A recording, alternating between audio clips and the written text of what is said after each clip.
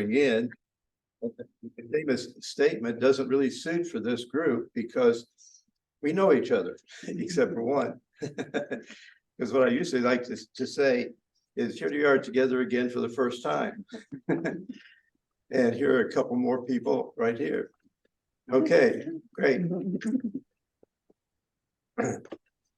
Anyway, as you know, my name is Francis Sporer. I have a background with the ARE that reaches back to 1967.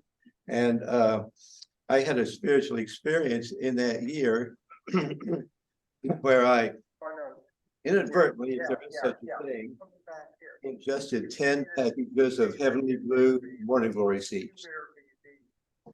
I was curious. I'd been to a lecture that afternoon with a biologist at the University of Missouri, and he had all these natural hallucinogenic drugs on display out there. And one of the things he had was that.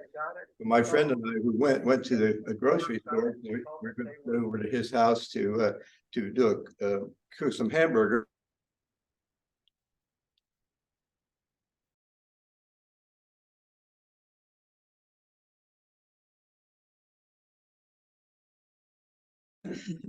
There were 10 packages of heavenly blue morning glory seeds. And before I thought, well, maybe I'll get curious enough to try these sometime. Well, that didn't last long because we cooked the hamburgers and I opened up the packages and ate 1,000 of these seeds. Unbeknownst to me, at the time, they're coated with a substance that make you sick to keep you from doing that. And so here I am starting to go into these altered states and reaching up and saying, oh, that feels so good. All my senses got very heightened. The vibration in my throat felt good, just as I stuck on one syllable. So anyway, that was going on for a little while, and then the toxins started sitting in. And so I ended up in the bathroom on the toilet with this pain, and suddenly my perception of time went out the window. I was no longer in time like we are here today. I was in eternity. I could see everything. I knew everything that was going on around me. But my mind was seeing it as though I were living in eternity, the eternal moment, which is never-ending pain in your stomach whenever you're having a gastrointestinal problem. And so here I was, this was happening, and my friend that I was with was out in the living room watching TV, and I knew, just like Edgar Cayce knew exactly the same thing, that I was starting to leave this time and space. And I got frightened. And so I asked my friend if he would, I said, all you have to do, I know what you have to do. All you have to do is talk to me. This will go away after a while. I said, I am not where you are right now. And you can be an anchor for me, a lifeline, but you have to keep talking to me. He wouldn't do it. He said, Sporer's there he's high, he couldn't be bothered.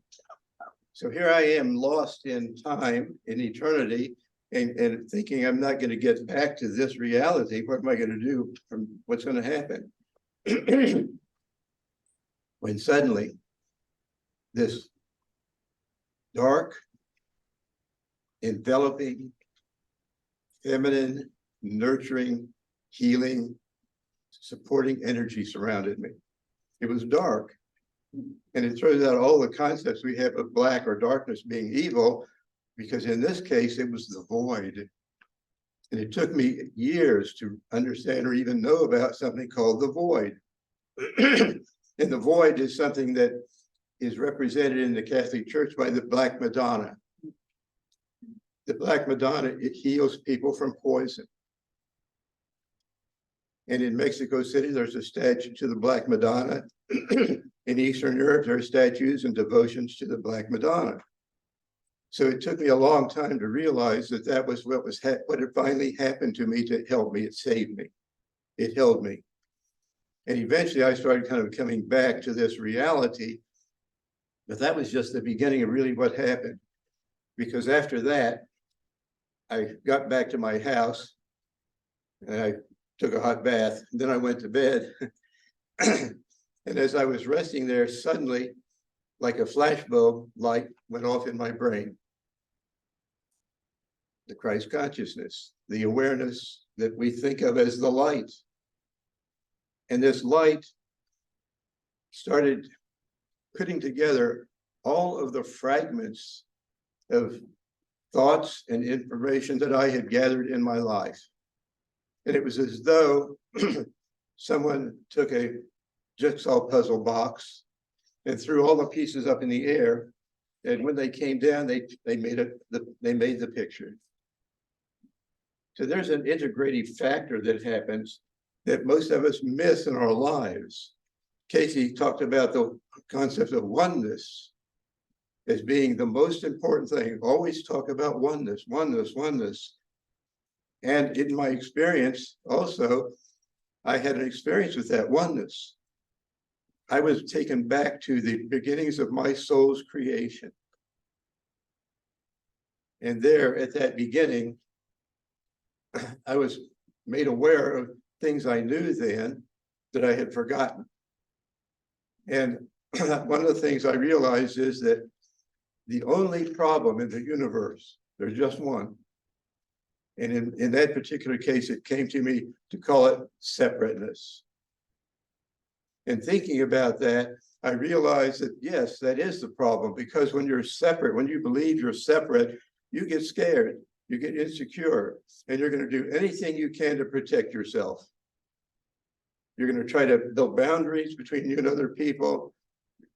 You're going to get money, you're going to get power, you're going to get fame, you're going to get whatever you think or feel is going to make you safe. And so that was a real revelation to me right there, to know that. Another thing that happened was I was there helping create the universe, and we all were. We all had a job to do. And my job had to do with geometry. And geometry became a very fixation that I had at that point in that experience. And it dealt with oneness, and that was all there was.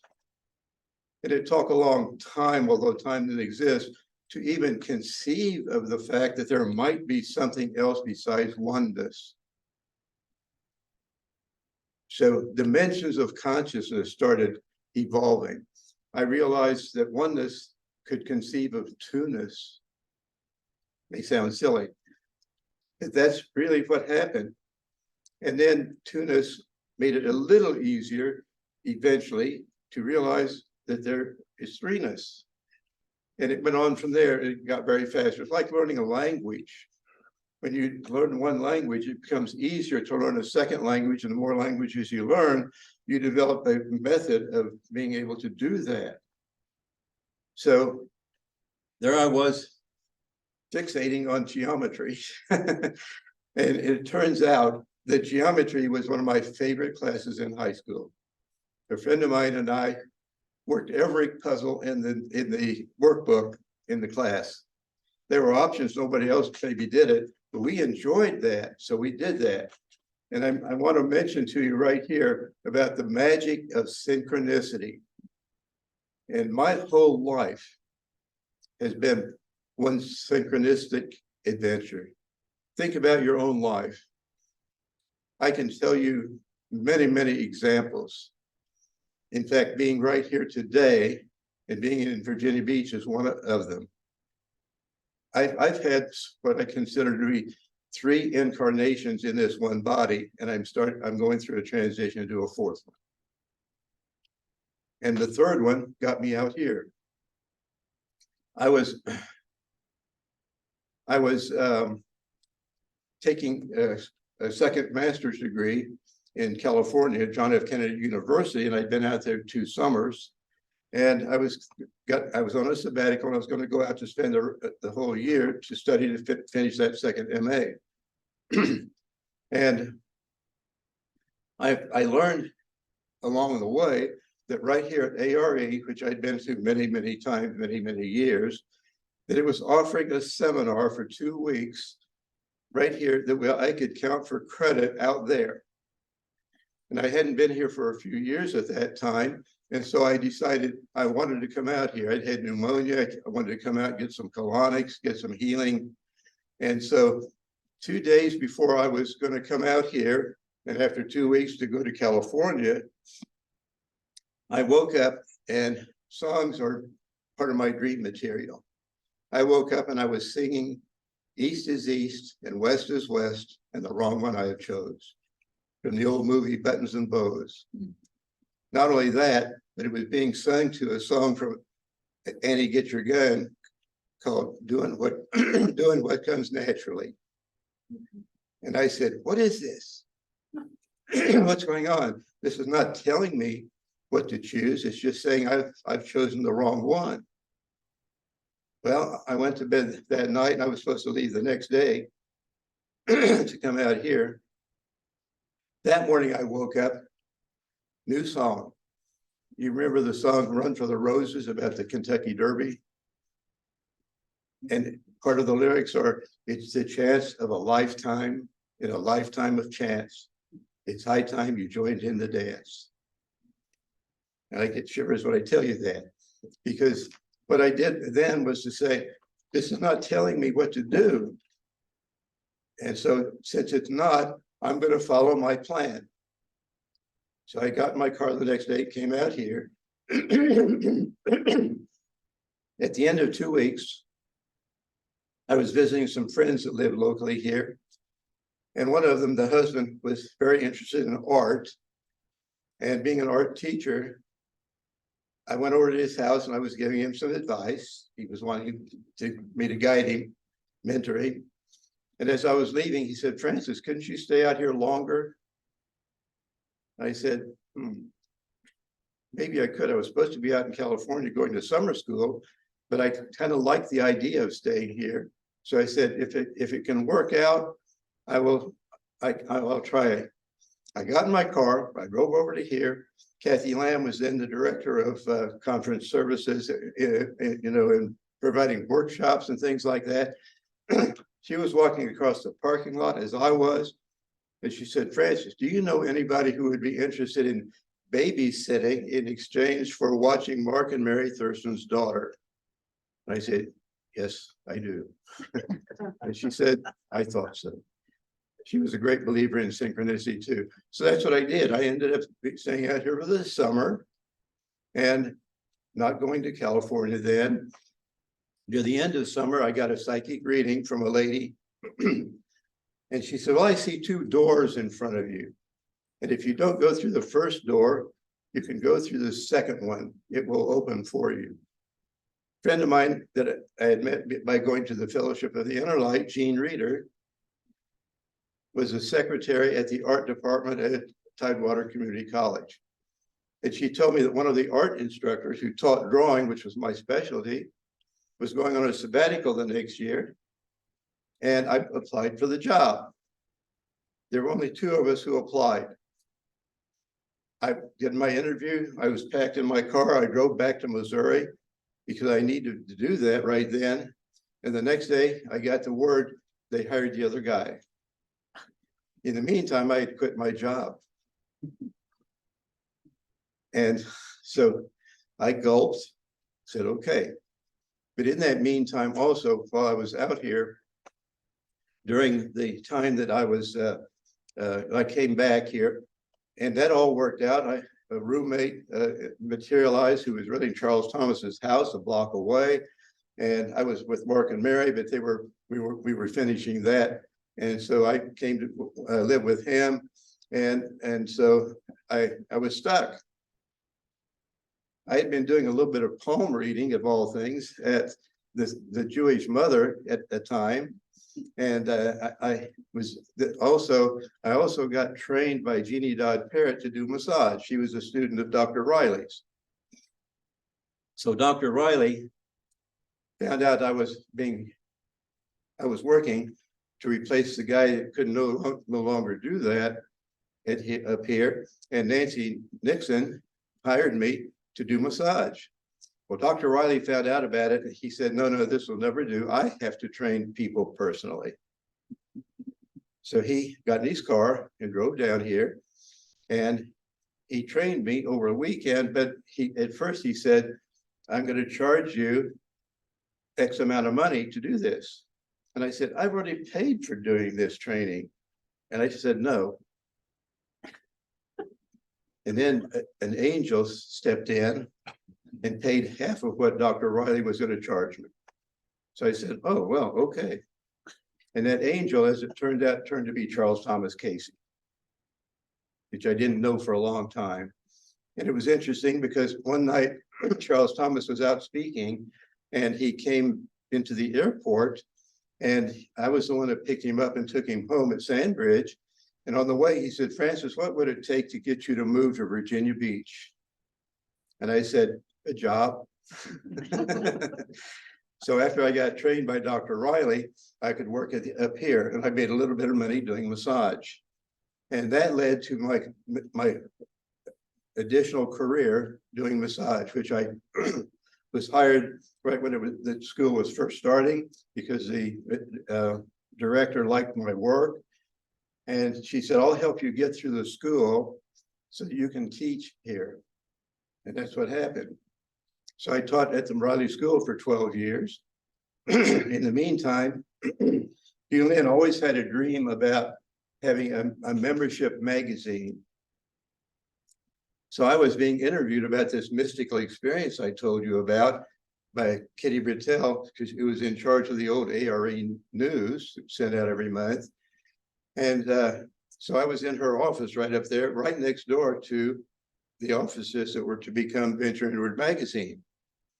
And Bob Smith, the editor, walked in and he said, I'd like to talk to you after you're finished here.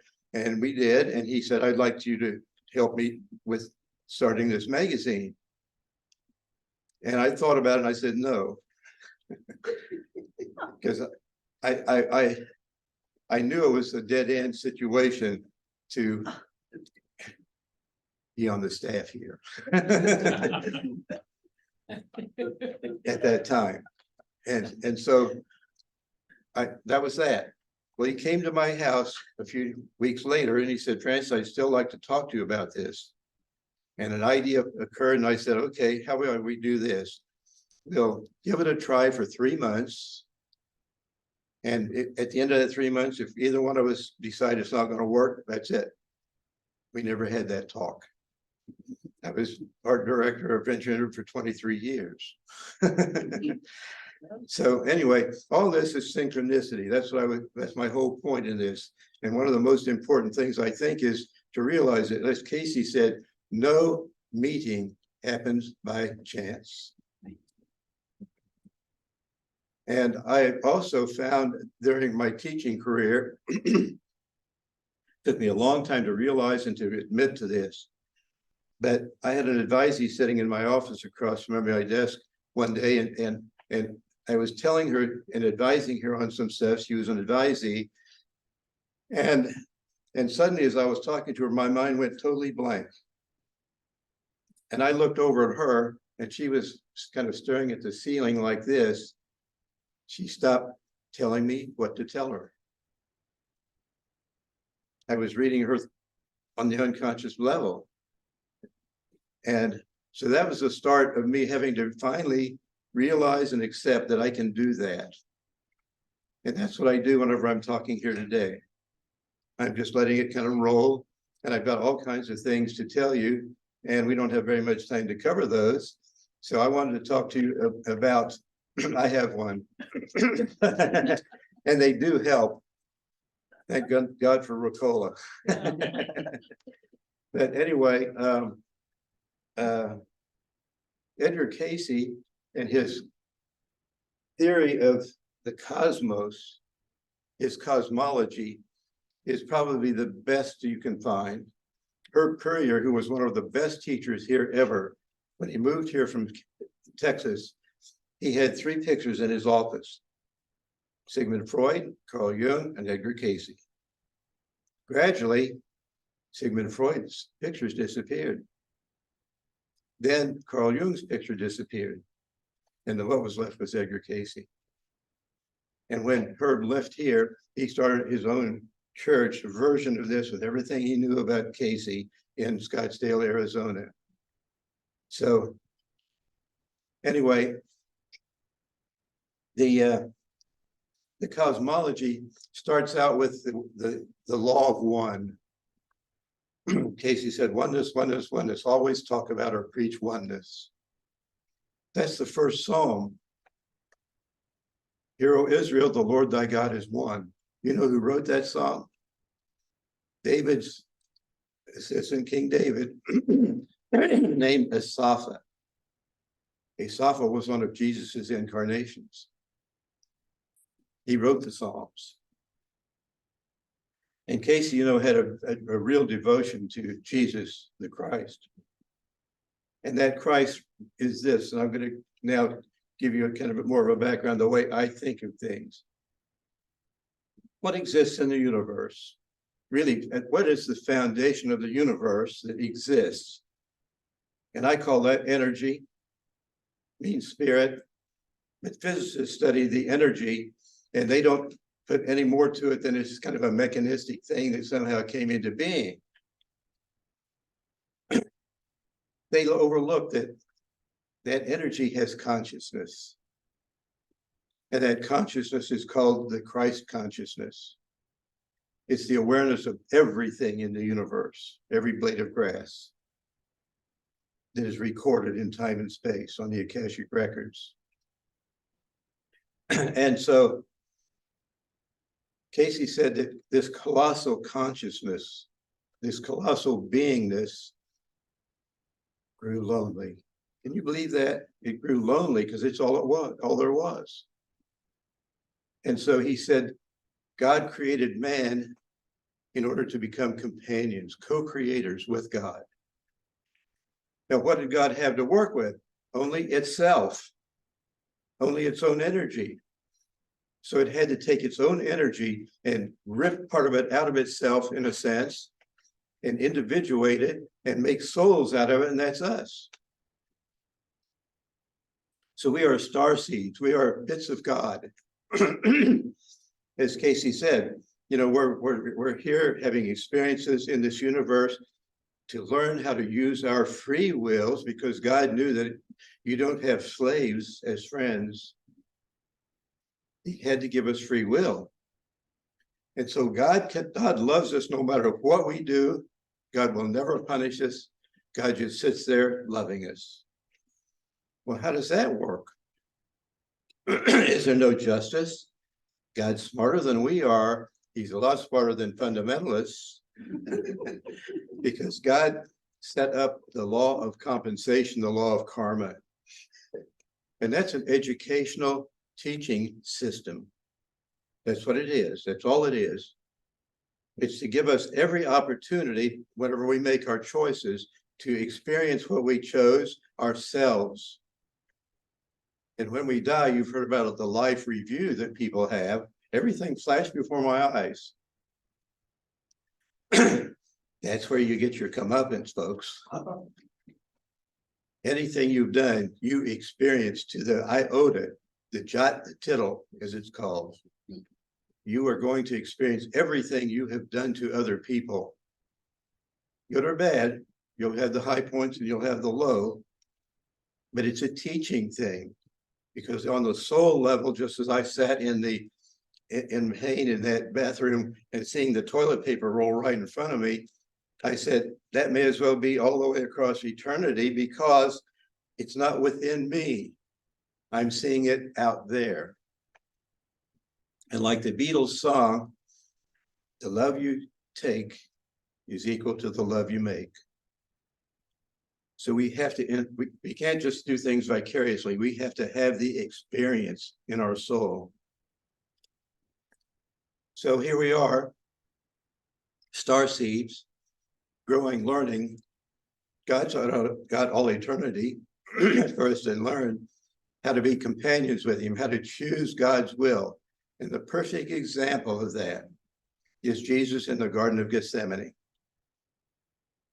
Remember when he said, Father, if this cup can pass from me, I choose that it do. in so many words, but not as I will, as thy will be done. And that should be our moment-to-moment way of deciding on what we do in our lives. Just that. We make a decision, yes, we have a will. That will is associated with the thyroid center. And so our choice here is to learn how to consciously, deliberately decide to be one with God, to do God's will. But in the meantime, we have to do our own experiencing so we can learn how to do that. And we make a lot of mistakes, but we finally get tired of hitting our head against that brick wall and experiencing the pain we're bringing on ourselves. And by doing that, we grow in consciousness. We grow a little step more each time into the Christ consciousness. And the Christ consciousness, in the philosophy section of There Is a River, if I can remember it, I've got it here in my notes if I can find it. The Christ consciousness is the mind acting on the will in such a way that we choose the ideal. That's a paraphrase. So one of the things Cayce said in his cosmology is that the first thing every human being needs to do is to say, what is my ideal? And to name that and use that as a guiding star in our lives. Herb Puryear was once giving a talk up here, and what he was saying triggered off something in me. I raised my hand and said, are you saying that we cannot trust our conscience to be our guide? He said, no, you can't. Because conscience is simply memory. And you bring that memory with you when you incarnate and you have life experiences. Because there are two parts to our consciousness. There's the central nervous system in our physical bodies where we choose to do things. I choose to move my arm around. And then there's the unconscious autonomic nervous system that is all the product of memory. All the product of something we've come to believe in this or past lives. And we can't trust that. We can consider it, but that is totally automatic. And in our nervous systems, whenever we have a reaction against something or for something, into something, that comes rushing up through one of these four lower centers and hits the primitive reptilian part of our brain right here, and we react, unless, like Elmer Green said, who invented biofeedback, unless we stop and count to 10. And we get a chance then to respond based on choices that we make instead of reacting. That's our salvation. The ideal, Cayce said, is a guiding star. It's like a seaman on the ocean going from here to where he wants to go. And he uses that star to guide himself and make his choices about how to stay on track. And that's why Herb Puryear said, you can't trust your conscience. You have to use your ideal. Cayce said the first and most important thing is to name the ideal, just one word. He said, you'll be surprised how often you change it. There was a famous monk named Brother Lawrence. Have any of you heard of Brother Lawrence? He wrote just a little book, or there's a little book written about him. He was very famous and very beloved. He was such a good person back in the late Middle Ages. He worked in the refectory, the kitchen of the monastery, and people would come and say, "How do you do this? Why are you such a beautiful person?" He said, "When I'm peeling potatoes, when I'm cooking or cleaning up, I'm practicing the presence of God." Now, it's up to us to put that into practice ourselves. practice the presence of God. Not long ago, it suddenly occurred to me what I knew, the pituitary, which is the first thing that forms when the egg and the sperm meet. First thing, it's the master gland. It creates, with hormones, everything else about us physically. And we inherit our own karma that comes into our genes, that come into our bodies whenever we incarnate. But the pituitary gland is what starts it. That's God, that's the God in you. That's the God place. And Jesus called that Abba, Father. And I challenge you to realize that right back here in the middle of your brain is the pituitary gland. And I talk to that. Once I lost my hearing aids, couldn't find them any place. And I said, okay, I need help. And I got up and then, without even thinking, I walked over to my underwear drawer and pulled it open, and they were there. I didn't even know how they got there, except that I had something laying on my massage table that they got mixed in with, and I put it over there without seeing them. Like, how would I have ever done this before? It's totally intuitive, total guidance.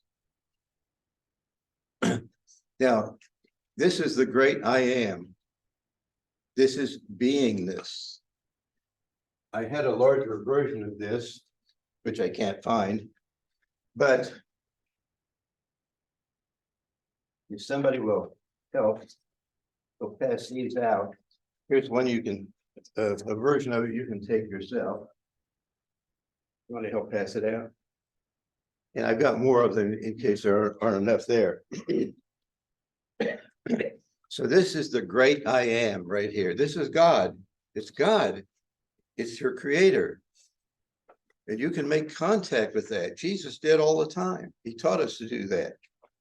The Lord's Prayer, he said, is a sequence talking to the 7 endocrine glands in a certain special order that arouse them so that we bring about a completion. Our Father who art in heaven, hallowed be thy name, the Pinil. Thy kingdom come, thy will be done, the thyroid, the will, in the earth as it is in heaven. Most of us live in the physical level on this planet. And I'm challenging you to live on the metaphysical level. Meta means inspiration, above, transformation, a higher way of looking at things. And the Lord's Prayer proceeds to our daily bread, to forgive us our trespasses, to lead us not into temptation, but deliver us from evil. For thine is the kingdom, the power, and the glory. That's right in the Cayce readings. He said it's the perfect prayer because it speaks to those centers in a certain order that awakens them. And today, right now, what I'd like for us to do is a little exercise. It's in the Cayce readings. It's a breathing exercise. And again, you know, Cayce's just magical. His readings are just magical. Herb Puryear went to Chicago once where there was a very famous guru, Hindu guru, speaking. And this guru had the audience do exactly the same breathing technique that's in the Cayce reading. So I'm going to teach you. And it goes like this. Cayce called this the true sign of the cross. In Catholic Church, you know, we make the sign of the cross. Well, in this one, you're going to inhale through your right nostril and out through your mouth. That's the vertical breath 3 times. And then you're going to breathe in through the left nostril and out through the right 3 times. And you can say in the name of the Father, Son, and Holy Spirit, these 3 times you go vertical. And you can say glory be, like we do in the Catholic Church. But let's do this because he said that first set of breaths creates strength in you, strength. And the second set is a way of bringing balance according to your own understanding of what you think balance is at this time.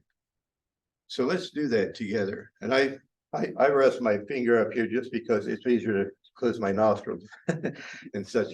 But anyway, just relax. Close your own eyes. Close your left nostril. Inhale through the right nostril and exhale in the name of the Father, in the name of the Son, and in the name of the Holy Spirit. Then close the right nostril, inhale through the left. Glory be to the Father. Inhale. Exhale through the right. Glory be to the Son. And glory be to the Holy Spirit.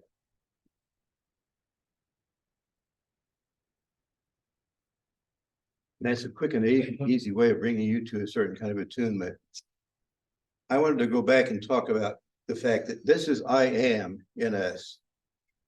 And this is the consciousness of God, this Christ consciousness. And this is the I am that I am. And you know, that's very confusing. What does that mean? It means that I am, and I am that I am. I am that very I am. I am God in the making. God's in the making, Cayce said. And from there, we go down to the Holy Spirit, the thyroid, the will center, the choice, the pearl of great price. Cayce said either a pearl gray or blue is the color for this chakra. And then we go down through the others. So these are the three spiritual chakras. And Jesus, when he was tempted in the desert by his own personal devil, his own temptations, his own demon, as the Greeks would call it, the devil tempted him and said, you know, you're hungry. You can command these stones to turn to bread. You have that power. And Jesus said, no. And the devil continued and said, you have achieved mastery over the whole planet and everybody and everything on it. All you have to do is claim it, and you can be the dictator for this planet. And Jesus said, no. And he had other temptations. These are temptations coming directly out of the consciousness of these centers, because this is the center of love in all its ramifications. Love, hate, baby Jesus love, you name it, jealousy. This is the center here. This is the thymus center right there. This stimulates it. It's the immune system for your body. And the plexus of nerves back here govern everything up here. It's symbolized by a bird that has wings. I once had a student who came to me and said, Mr. Sporer, I had this awful dream about this green dragon flying and clamping onto me right here. And I said, when are you going to stop smoking?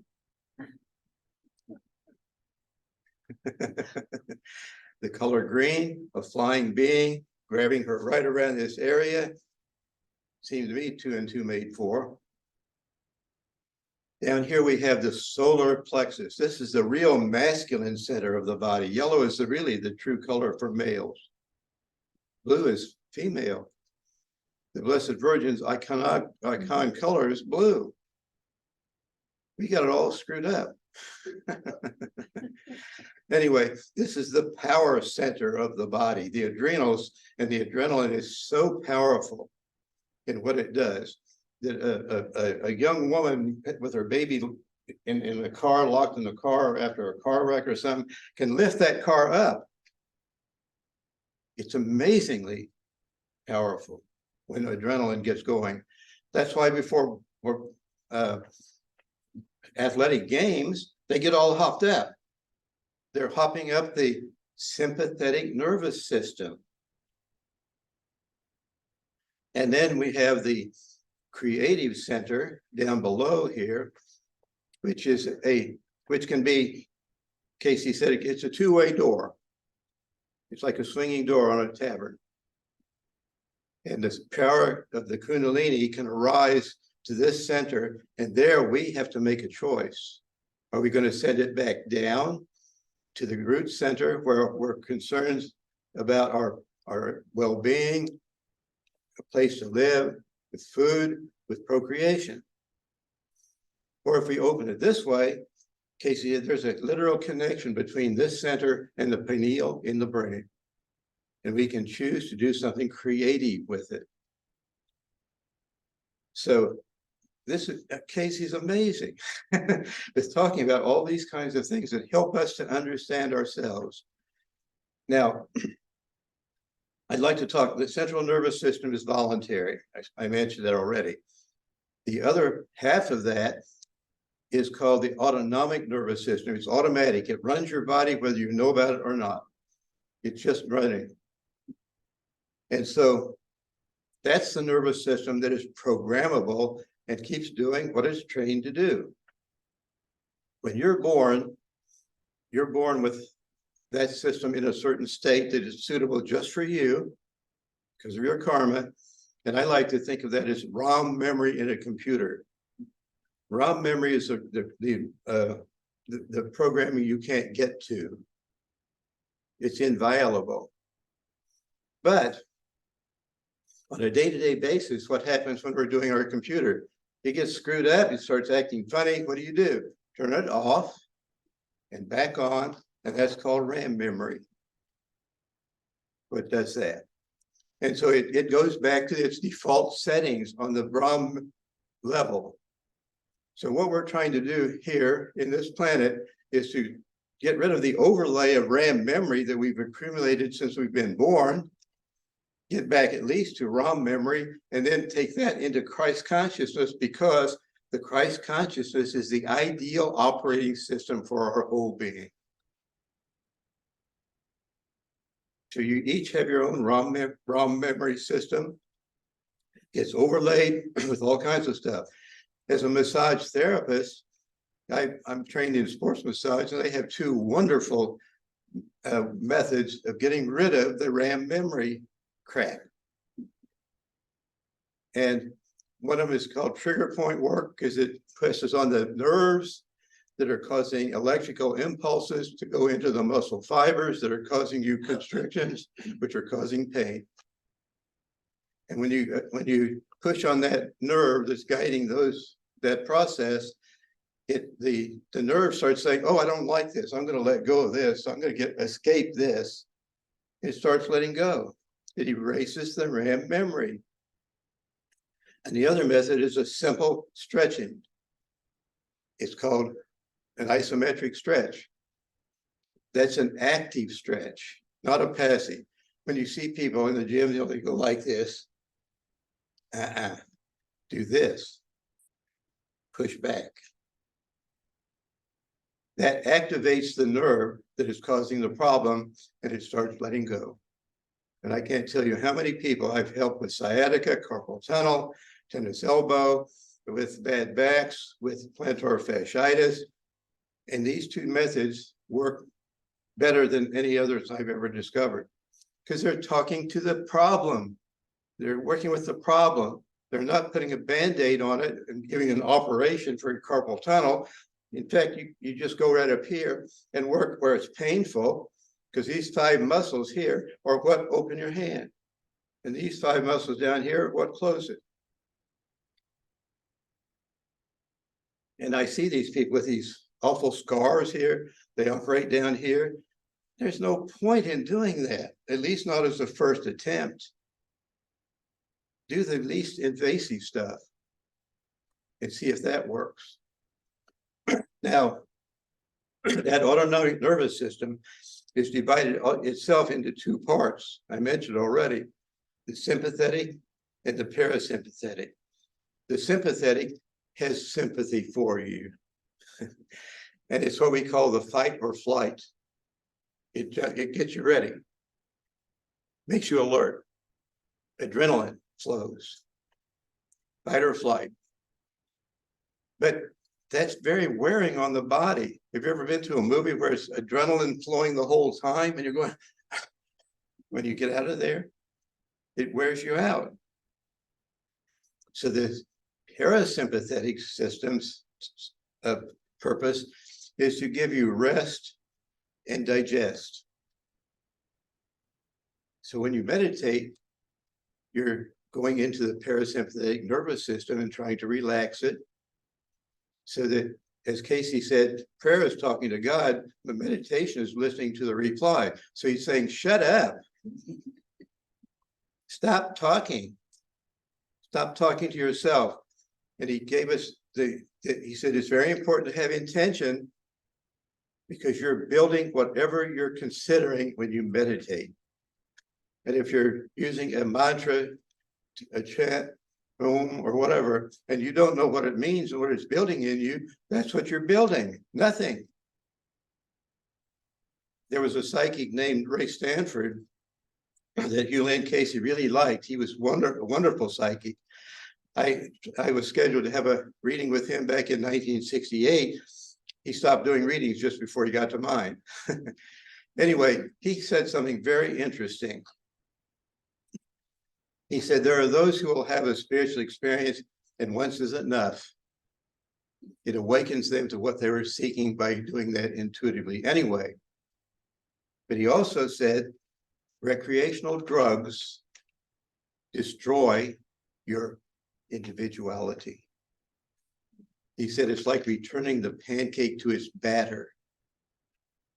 And one reading he gave for one person said, you have already used recreational drugs to the extent that you are going to have 800 more lifetimes on this planet.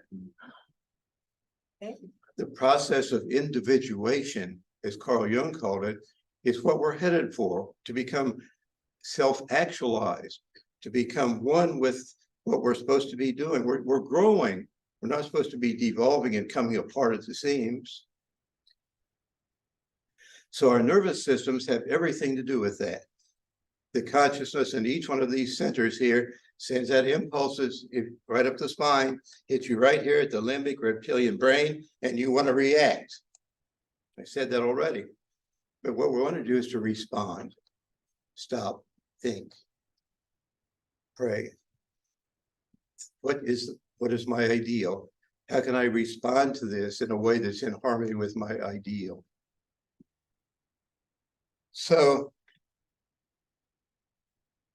the chakra system is very interesting. How many of you think you have an aura? Let me see hands. Come on. If you think you have an aura, I want to have you consider something else. Maybe the aura has you. The aura is the energy field that your soul, that nurtures your soul as you're here on the planet. Now, the chakras, the endocrine glands, and the nerve plexuses in your body are three different things, but they all work together.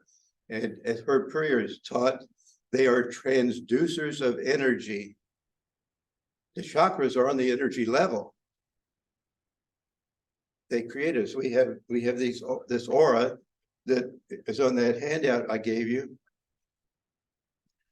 that shows the colors at each center when they're correct. But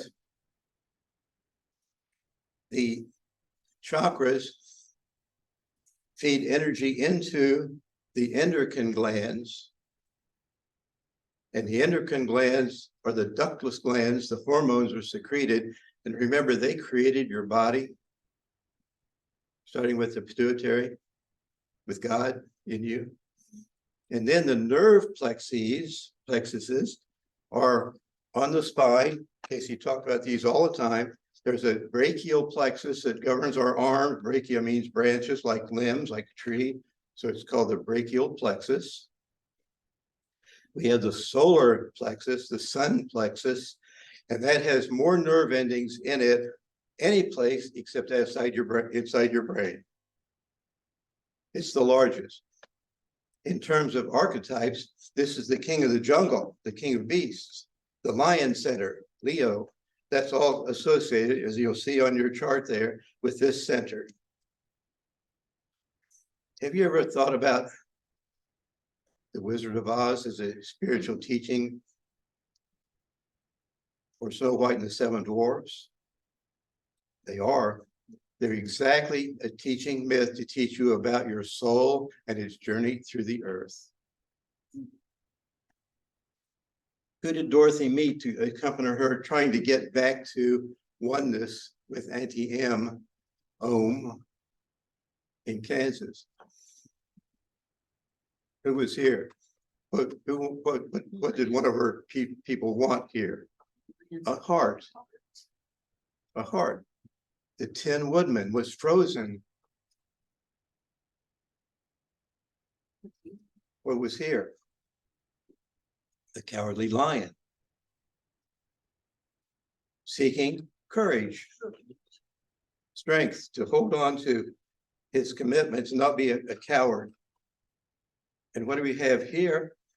The straw man, who I told you, well, it's Neptune, it's wishy-washy, it's unformed energy that the universe gives you to be able to make things with.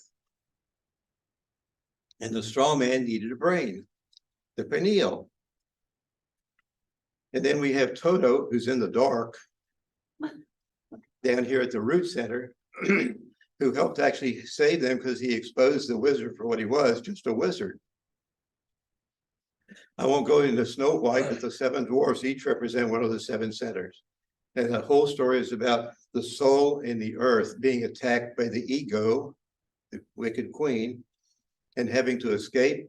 And the seven dwarfs were mining for gems in the earth, et cetera, et cetera. And it took the Christ consciousness coming along to dislodge the apple bite in her throat, or will, so that they could reunite and they live happy ever after, united in oneness. You've heard this many times. Spirit is the life, mind is the builder, the physical is the result. And in between here is the will is the chooser. Symbolism of seven, 3 spiritual centers, 4 earth-related physical centers. Become metaphysical. Don't just live out of these centers right here. Every day you get the choice. Every moment you have a choice. Every moment to be Brother Lawrence, to practice the presence of God, to choose to be one with God. Because that's where we're headed ultimately anyway. You want to get there sooner or later. It doesn't mean you're not going to have a good time. As Cayce said, the purpose of life is to enjoy. Oh, that's very heartening. So anyway, what I'd like to say as a paraphrase is, spirit is energy. The mind creates an image of what that energy can form. The energy is here. It's the mind, the pineal, that builds a thought form about what we can do with that energy. And then Cayce said, automatically, the physical is the result. So who's your God? Really ask yourself. I mean, there are people in our planet, in our United States, where money and power are their God. They might call themselves religious or Christian, but they're not. Look what they think and do every day. There was a sign in Fulton, Missouri, where I used to teach on one church, and I plotted it, said, "What you're doing speaks so loudly, I can't hear what you're saying." And remember what I told you about all the pieces coming together? We're fragmented. We are not one in ourselves. We're hypocritical because we say one thing and do another, and we're just fragmented. We've got to become one in ourselves. So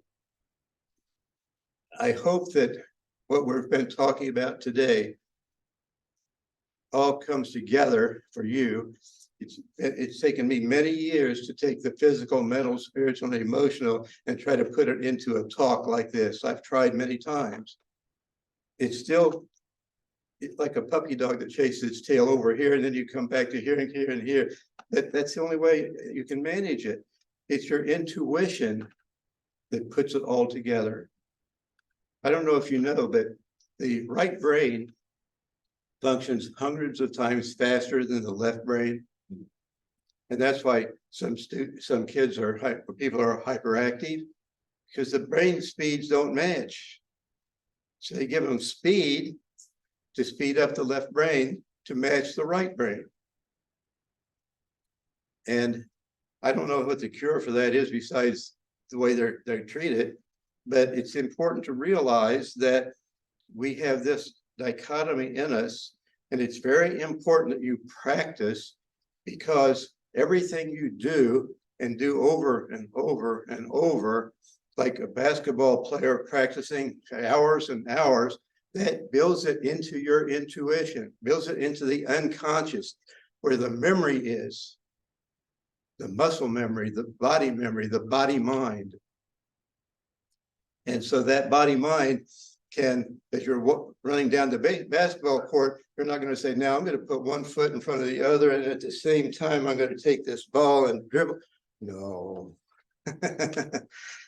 But it takes taking apart and doing that piecemeal in order to practice to get that down inside you. In the creative process, there are different steps. I used to teach it. And whenever somebody tries to create something, mind being the builder, but it tries to create something, often you run into a brick wall and you just say, I'm so frustrated. This is not working. I've tried it over and over and over. And so what do? You literally have to feel, to hell with it. I'm going to let it go. And that's when the magic starts. Because the next step in the process, the creative process, is called the avalanche effect. And the intuition, whenever you let go of it, the intuition goes through, it sorts through that whole jigsaw puzzle box, and it puts things together, and suddenly you have an idea. Aha, the aha moment. And then you have something to act with. When I was designing Venture Inward magazine, I would go to bed at night in the middle of designing an article and say, I'm stuck. I don't know what to do now. But I learned, okay, just let it go. Go to bed, get up in the morning, I turn on the computer, and there it was. The solution was there. Happened every time. You can train yourself for this to happen. We need to train ourselves. We need to train our intuitions, our right brain, so that it has proper feelings, not just gut reactions that lead us into trouble and into separation and lead us into wars. That's what we need to do. And we need to use our conscious mind, logic, and reason to face facts, to face the truth. Best that we can understand that and act on it that way. And what I've just been saying is kind of the whole ball of wax for me. And I try to practice it in my life, and I fail miserably. I'm really good at cussing. My dad taught me how. And I have stories I could tell you about my relationship with my dad and our family. And I've got 2 minutes left, so I'll tell you a little bit of it. This is very personal. My dad was an alcoholic. He went down to our Catholic priest and swore not to drink any number of times. I didn't know he did it that often. I didn't find that out until he and my mom were both dead. But anyway, I do remember him swearing off one time, and he did stick to it. And he pledged that he would stop drinking until my younger brother was out of the house, we graduated from high school. And I didn't know that either. But anyway, my dad had hypoglycemia. The first thing I did when I read There Is a River is I wrote to the ARE and said, could you help my dad? And they wrote back and said, Edgar Cayce's dead. We don't have readings anymore being done. Anyway, my dad was forced to go into an alcoholic treatment program by his doctor, which was probably illegal even back then. They have to do it, decide themselves. But it was a residential program in a different town. And one weekend, my mom went down because they invited the spouses to come down and participate. And they had a circle, and everybody was sitting in this circle. And they said, now, if you could be an animal, what animal would you like to be? And my dad said, I told him I wanted to be a bull. And my mom said, I told him I wanted to be a lion. And my mouth fell onto the ground because they named each other's sun signs. My mom was a Taurus. He was a Leo. I mean, you can't make this stuff up.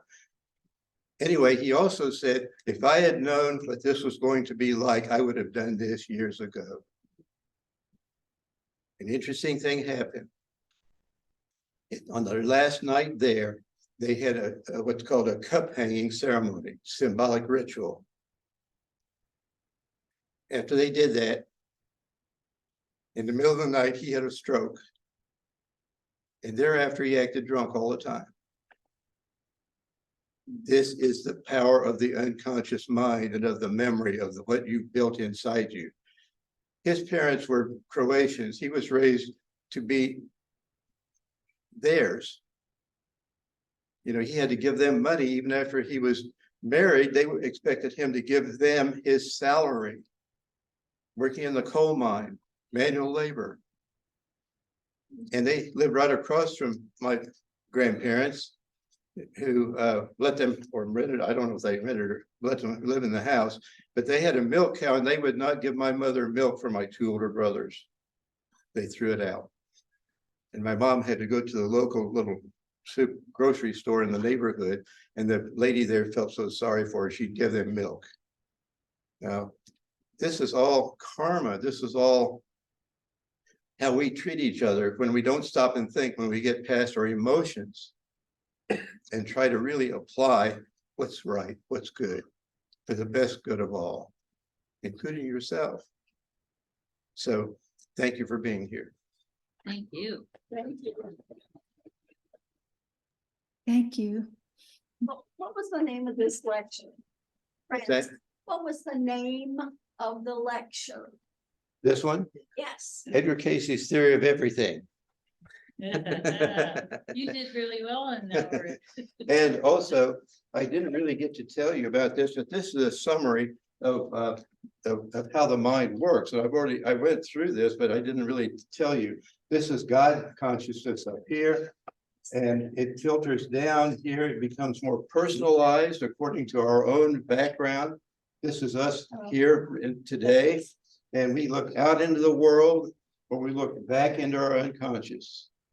So this is Cayce's model of the mind is a funnel that has these aspects to it. And I'll give you each a copy of this to help you visualize that.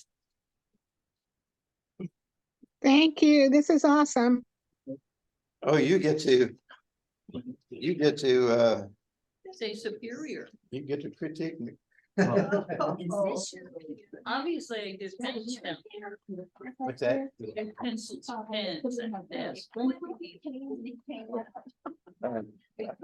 give it to Myron. Yeah, I'm bringing it over. Pencil?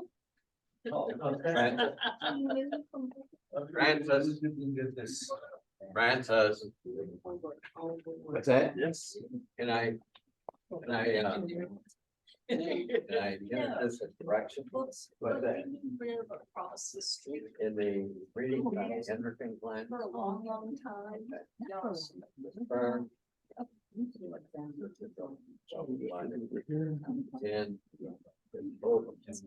And cell bladder penetration. I'm gonna jump in over there. Go ahead. Not when you pay. So, well, I know. I just want to finish. Or you're finished. And you're on. And reading goes on. Yes. That with the cell division. Which is what I think. The second cell. Yeah, I like the and the mind of the building, and it's built. Got it in Sedona. Infant. And And I that's saw the it. silver cord between the self-lighting and the pineal. That's not whole. Yeah. The Baltic Ember is. I had, Okay. exactly. Yeah. When you were saying it was the pituitary. The pineal. They said it's the pituitary, the first thing to form our mental. No.